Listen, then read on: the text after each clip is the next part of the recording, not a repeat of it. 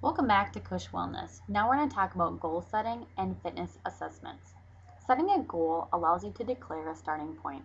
Your job is to come up with at least one short-term goal and one long-term goal. Make sure your goals are specific to you. So what is a short-term goal?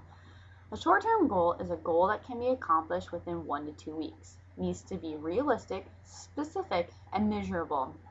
How are you going to know you accomplished that goal? That should be a question you should ask yourself when you are setting up your short-term goals. Your goal can focus on anything related to wellness. It can be sleep, nutrition, flexibility, strength, etc. Examples of short-term goals would be, I'm going to drink 16 ounces of water with every meal. I am going to work out 4 days per week for at least 30 minutes. I'm going to eat a dessert twice a week instead of 5 days per week.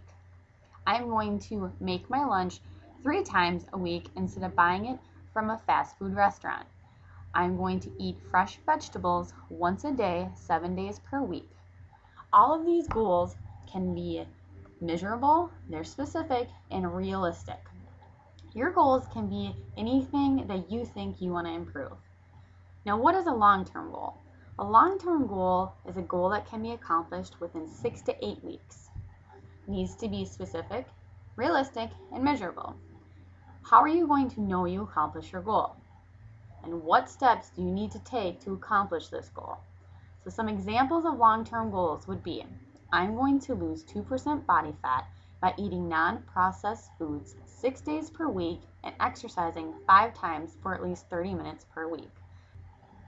I'm going to do 5 push-ups in a row, making sure my form is perfect and my nose almost touches the floor. I'm going to do chest exercises 3 times a week to strengthen my muscles for push-ups. I'm going to run for 10 minutes straight without stopping 3 times a week. I'm going to practice running. I will start with 30 seconds and increase 30 seconds every time I run. You can make your goal 30 minutes and increase a minute every time, or walk a minute, run a minute. These are just examples of long-term goals. You can pick a long-term goal that is specific for you. Make sure you can make your goals as hard as you want to, but make sure they are realistic and specific. And write your goals down. Look at your goals often and make sure you are on the right track to accomplishing your goals. Now let's talk about fitness assessments. Why do fitness assessments? So assessments provide you with a starting point.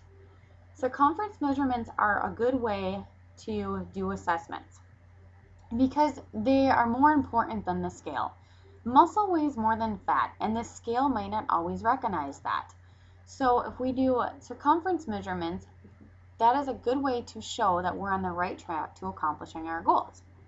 Body fat percentage is a great way to see how you are doing, but most people do not have a way to check their body fat percentage.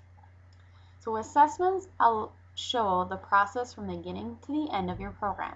Assessments should only be done every 4 to 6 weeks because you want to give your body a chance to adapt to the changes you are making. The next document will show you how to do assessments. It will show you how to do circumference measurements, and it will also show you how to do some fitness assessments. Both of these are a great way to start your program and also end your program so you can see where you started initially and then where you ended.